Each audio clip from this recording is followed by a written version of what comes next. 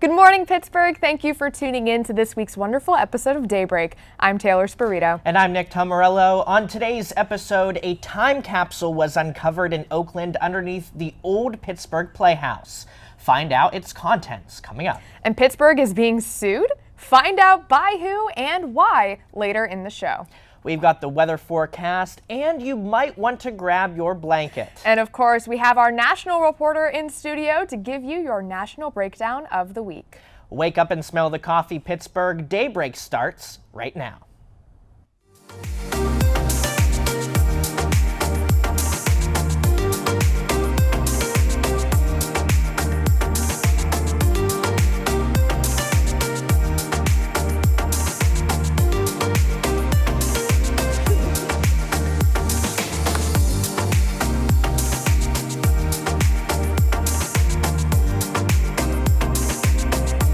Start your mornings with us, only on Daybreak.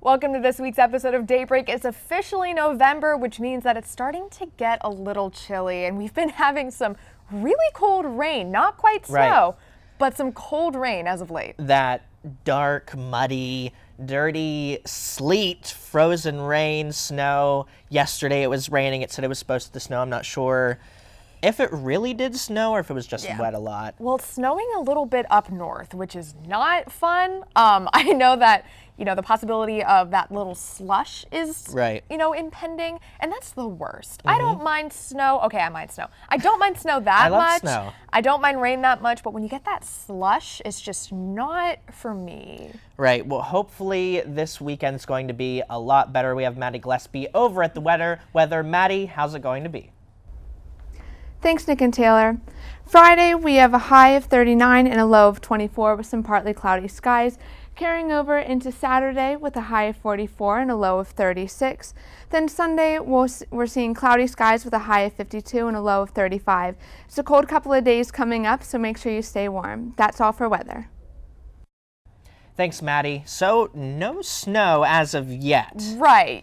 Just above that freezing temperature, that 39 is not quite at the snow, which is really, really nice. I'm looking forward to Sunday. That 52 degrees, that's going to be really nice. Might have to break out the shorts again.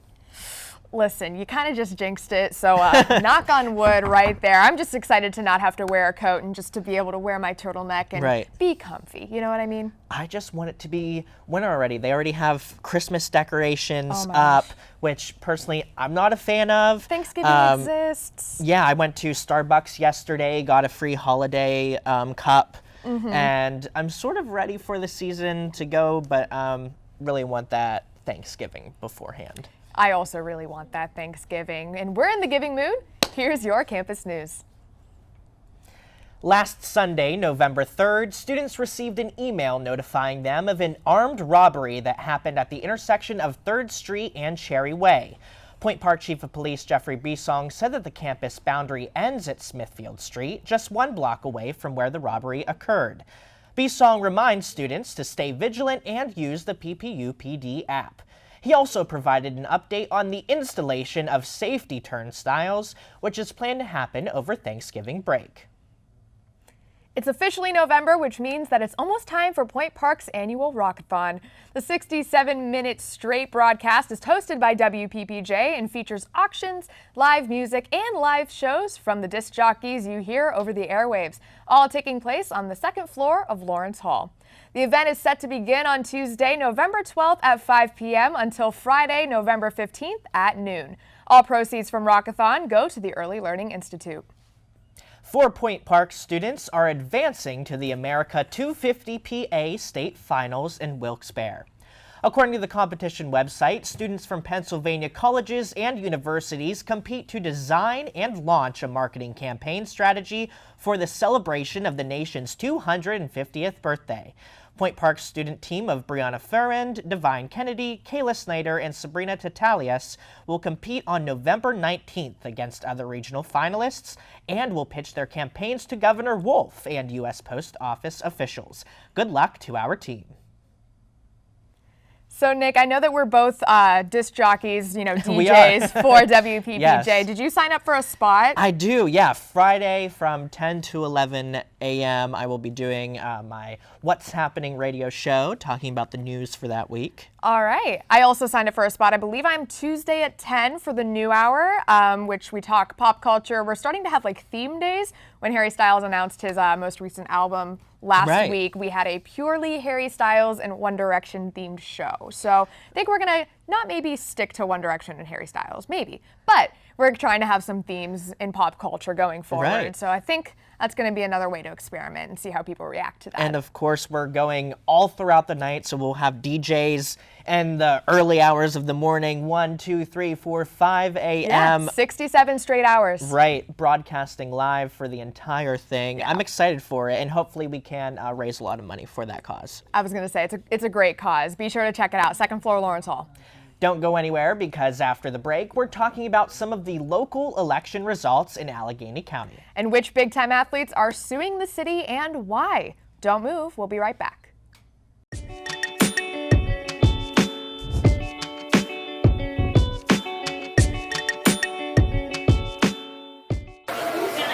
Go. Go to our new website, uvu.plainpark.edu.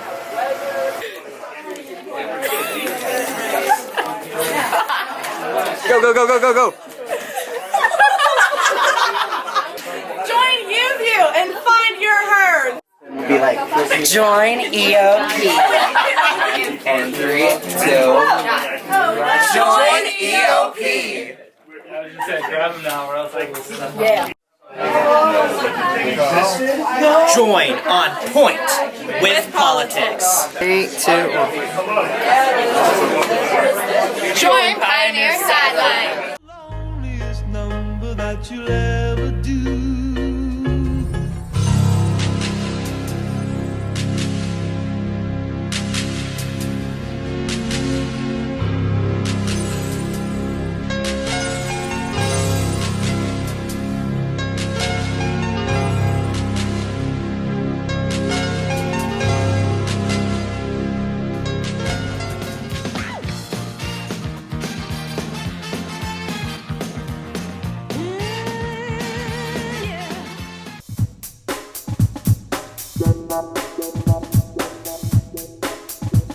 Welcome back to Daybreak. Here's your city news. The results are in for Election Day 2019 in Allegheny County. The unofficial results from Tuesday night's election show that most of the positions have remained the same. Allegheny County Controller Chelsea Wagner won over Republican write-in Brooke Madonley with 63.2% of the votes. Allegheny County District Attorney Stephen A. Zappala had a closer call by collecting 58.6% of the votes over independent Lisa Middleman. Rich Fitzgerald won his third term as Allegheny County Executive in the presence of current presidential candidate and former Vice President Joe Biden. Fitzgerald won by just under 100,000 votes over Republican challenger Matt Drozd. For full election results, visit Election Night reporting website and search for Allegheny County. A new public safety center has been named after late Pittsburgh and Point Park police officer Calvin Hall. His name will live on in a community he wanted to work in. According to a statement from Pittsburgh Department of Safety, Officer Hall requested an assignment at the Northview Heights station because of his passion for community police work. A plaque was unveiled on the side of the building featuring a quote Officer Hall said before every shift, "Time for me to make a difference." Earlier this month, Point Park University named their police training facility after Officer Hall. Players associations of the National Hockey League, National Football League, and Major League Baseball filed a lawsuit against the city of Pittsburgh Tuesday night. The lawsuit claims that Pittsburgh raised its taxes for professional athletes competing at venues in the city, making it the highest tax rate compared to every other income in every other location throughout the city. The only players exempt from the tax rate are Pittsburgh residents. The plaintiffs for the case, which include the Players Association's former MLB player Jeffrey Francoeur, former Pittsburgh Penguins Scott Wilson, and current New Jersey Devils NHL player Kyle Palmieri, says that this tax rate goes against the Pennsylvania and United States constitutions. The city of Pittsburgh has yet to comment on the lawsuit. So, Taylor, I know you were talking about this sports story to me yesterday, and it's crazy to think that the city could tax someone a lot higher than other people just because they were playing sports. Yeah, it's absolutely insane. I mean, I know that I've talked to people about, how they obviously make a lot more money than the average citizen, but to think that they could tax the athletes who weren't Pittsburgh residents, the people who wouldn't know what the Pittsburgh tax is originally. So they just thought that they were paying the regular tax rate, but it wasn't. It made it the highest tax rate in all of the city, any employer, any employee, any location throughout the city. That's absolutely insane. And, it's not just the players that are suing the city. It's, the MLB in its entirety. It's the NFL in its entirety. It's the NHL. All those lawyers coming after. Oh my gosh, yeah. That's going to be something interesting, too. Yeah, and the NHL is the one that's spearheading this. Okay. Two of the players that were named directly in the lawsuit are Kyle Palmieri and Scott Wilson, who is a former Pittsburgh Penguin. They're the two out of the three athletes that are directly named in the lawsuit. The plaintiff is primarily the NHL, so I'm really curious to see how this is going to play out. Obviously, I'm a big sports person, so I'm very curious as to see what's going to happen, because it just broke. It really just broke. And the fact that all of these major sports organizations are getting involved with it will be interesting to see over what happens the next few days. Absolutely. What was discovered in a time capsule opened outside of the site of the old Pittsburgh Playhouse? Point News reporter Kimberly Keggy was there and has the behind-the-scenes look at the event. It's a moment more than 100 years in the making, the opening of a time capsule in the building's cornerstone at the site of the old Pittsburgh Playhouse. I think this was incredibly exciting that something from 113 years ago with the name Tree of Life, that we were there then, we're here now, and what it means for our future. A bank deposit book, membership book, and newspapers tell the story of the early days at the Tree of Life Synagogue on Craft Avenue. There was something called Aliyah cards, which were various honors that were given out during prayer services, so these were the cards that they would have given out to members. Even a piece of iconic Pittsburgh history was found in the time capsule, a Heinz pickle pin. I promise I did not plan this. Quintessential Pittsburgh. I think it was the most surprising find in the box. Veit says she's unsure about what would go into a time capsule now, but their hope is to include a piece of the Oakland site. I think that's what he was thinking, was he took a brick, and I think that's what he was thinking. He thought of it quicker than I did, yeah. The cornerstone will go into immediate storage, and the Tree of Life leaders plan to incorporate it into the site at Wilkes and Shady. Stay tuned, because after the break, we'll be breaking down what's going on a national scale. And you'll get an inside look at our skincare routines. We'll be back right after the break. Don't go anywhere.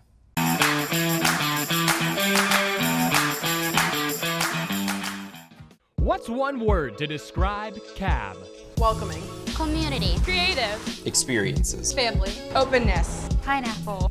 The Campus Activities Board is a student-run organization that consists of 7 different committees. Each focuses on event planning, marketing, and administrative activities. Join us in organizing the juiciest events on campus, from late-night bingo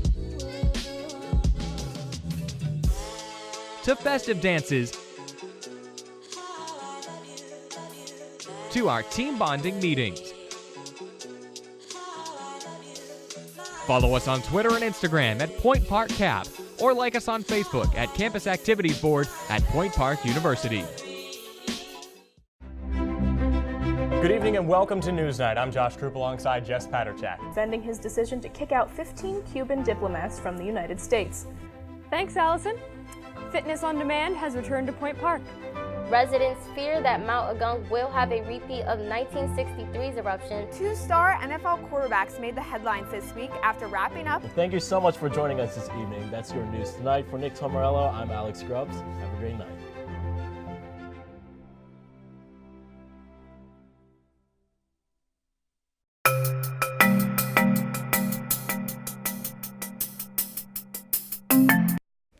Welcome back to Daybreak. I'm Maddie Gillespie with your national news. 9 members of a family from a Mormon community were killed on the Mexican side of the border with the United States on Monday, November 4th. The victims include 3 women, 4 small children, and 2 infants. All of them were dual U.S.-Mexican citizens. 8 children survived. 5 of those 8 were injured and flown from Mexico to Douglas, Arizona for transport to Tucson hospitals. A 13-year-old boy who was unharmed in the attack walked around 14 miles to get help after hiding his bleeding siblings in the bushes and covering them with branches following the attack. Some believe that the family's history of conflict with Mexican drug cartels may have caused them to be targeted. The 9 killed Monday were connected to the LeBaron family, which has repeatedly been victim to drug cartel violence in Mexico. In 2009, a member of the LeBaron family living in Chihuahua State was abducted and returned unharmed a week later. His brother, Benjamin LeBaron, became an anti-crime activist, but he and his brother-in-law were killed 2 months later as an act of retaliation. The Mormons who were attacked were members of a fundamentalist sect that is separate from the mainstream Church of Jesus Christ of Latter-day Saints.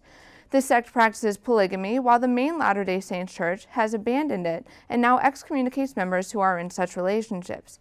Eric Hawkins, a Latter-day Saints Church spokesman, said, quote, "We are heartbroken to hear of the tragedy that has touched these families in Mexico. Though it is our understanding that they are not members of the Church of Jesus Christ of Latter-day Saints, our love, prayers, and sympathies are with them as they mourn and remember their loved ones," end quote. That's everything you need to know in national news. Let's send it back to the couch with Nick and Taylor. Thanks, Maddie. November is National Healthy Skin Month, and as broadcasters, it's our job to make sure our skin is in top shape. Today we thought it'd be fun to give you an inside look into just how we do that with our normal skincare routines. So you can see we've got everything laid out on the table. I don't know about you, but I'm breaking out really bad right now. Might be the weather changing, it might be the stress. So we're about to be exposed, but it's gonna be fine. We'll be okay. So first, you know, you might not know this, but we got to put on a full face of makeup Me too, when yes. we do these broadcasts. So we're going to take everything off. Don't run away, please. Yeah. So I'd say I have sensitive skin. So getting any makeup wipes that might have like aloe in them is very nice. But honestly, you have to sort of be aware that these aren't going to take everything off. Right. It's definitely important to wash your face afterward.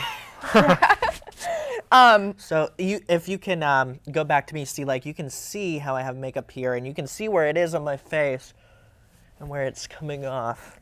Right. And I know with me, like I use waterproof mascara, so I have to get makeup that, you know, or makeup wipes that take off waterproof things. And I don't know if these ones quite are because I didn't bring mine, but yeah, there might be a little bit of mascara left on my face. I'm not quite sure. And then I'm just insecure, so I leave my eyebrows on every single time. Look how red our skin looks. It's definitely not good. I might want to take my nose ring out. We're going to set her right there. If you actually look, this is what a makeup wipe will look like once you wipe off everything. Oh yeah, there she is. And this is just one. I usually use about 2. Really? One to get most of it off, and then the second one just to get like residual makeup that's left. Okay. I just use both sides because I don't like to go out and buy makeup wipes. I never can remember which exact brand I get, so I just kind of go out and get whatever's on sale, honestly. So yeah, that's step number 1, taking off all of your makeup. We're so red. Oh my gosh. Okay, so you gotta start by washing your face. Right. Like that's just kind of self-explanatory. What do you use to wash your face? So I, not a sponsor, use this Everyman Jack face wash. I got it actually for Christmas. I've had it for a long time. I mean, it's coming up on Christmas. I say it's kind of a smaller thing too. It is, but something that's really cool about at least this type of face wash, I'm not sure about everyone else's, is that it's so concentrated, you need just a little bit on a fingertip. That's Ooh, it. Okay. So I just get a little bit, and I also like to wash my face in the shower. I think it's just really easy. Some people like to do it in the sink. So just a little bit on the finger, and then I just rub it into my hands. This one's not working. Then I'm gonna use the other one. Okay. Just rub it in. I love how you have like a whole black and white vibe going on. Right. Like, did you do that on purpose? No, I think it just works out that way.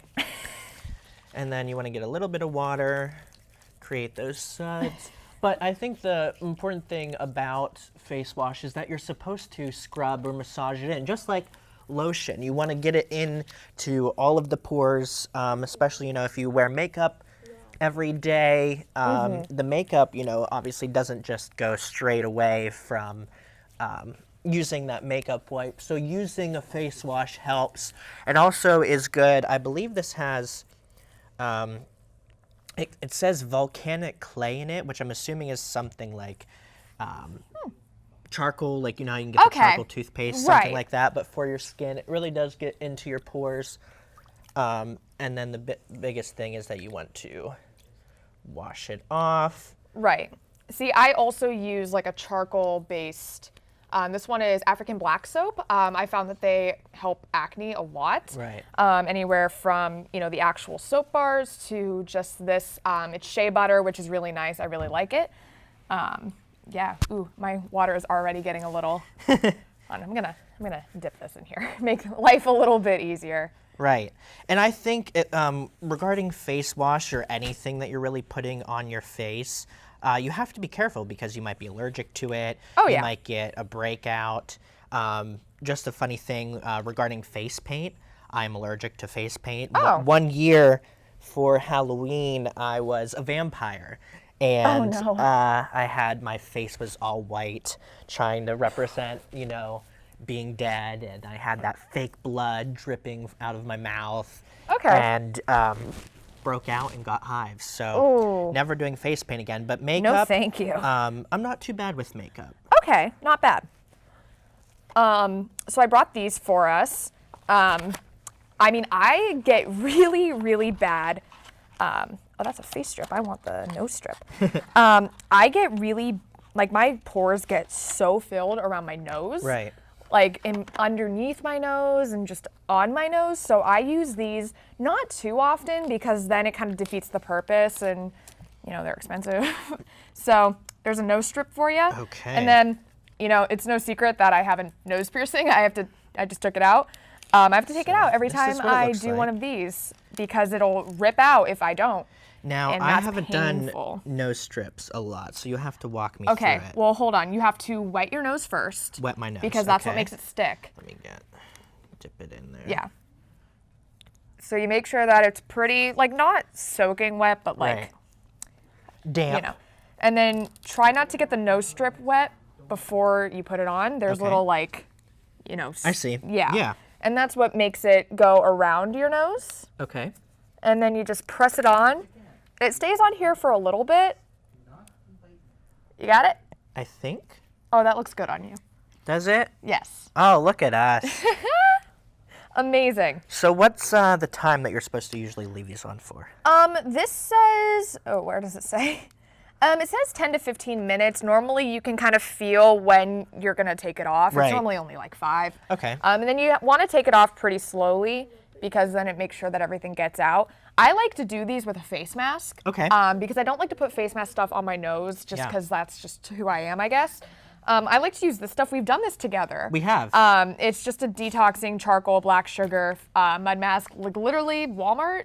It's great. And I believe we actually have the same brand, but I have these single-use packets, which are pretty cool. Right. And they're charcoal also. Mhm. And so for me, I don't do face masks often, maybe once a month or so. Right. But usually in my routine, after I wash my face, and I just go straight into the face mask as well.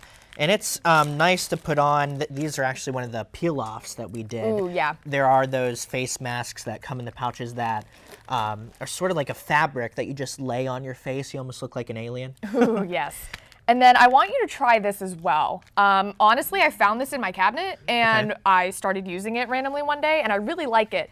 It's just this deep cleans and it's like this tingly, refreshing feeling. Yeah. You just put it on a cotton ball and you wipe it over your face. I'm gonna do this over the water because I don't trust myself. So you just wipe it all down your face and it feels great. I like to do this right before I put on my lotion because my lotion is my final thing.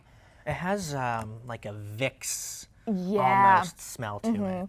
But you can see the results when you take, when you are done with it. Right.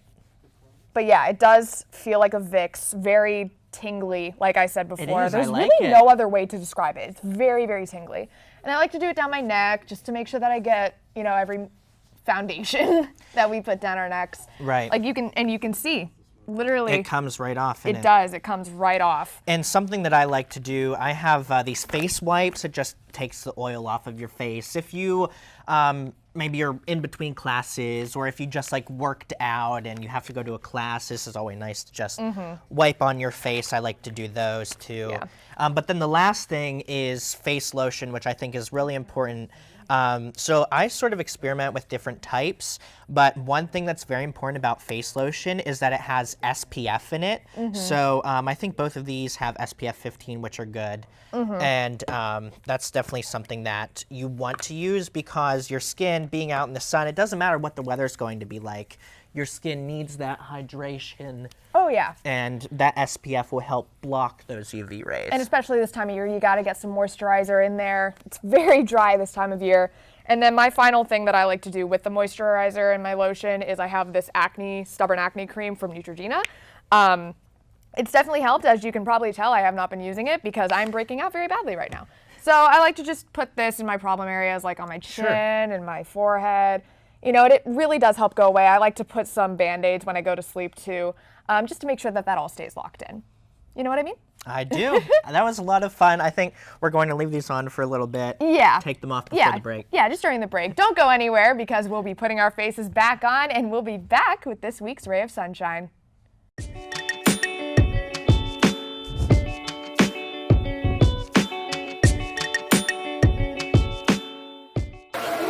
All right, go. Go to our new website, uview.pointpark.edu.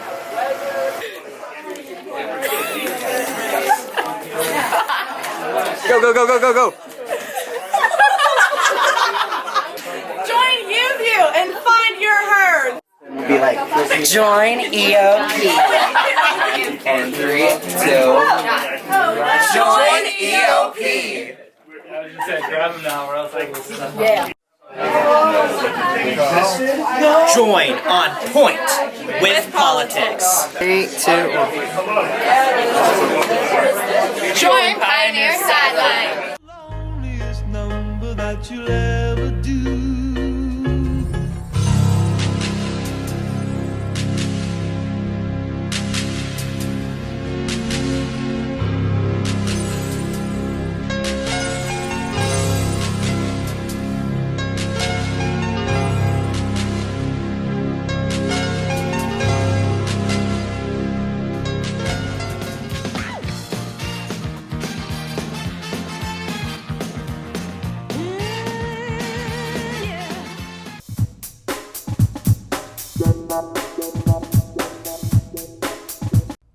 Welcome back. Before we go, we'd like to share with you this week's Ray of Sunshine.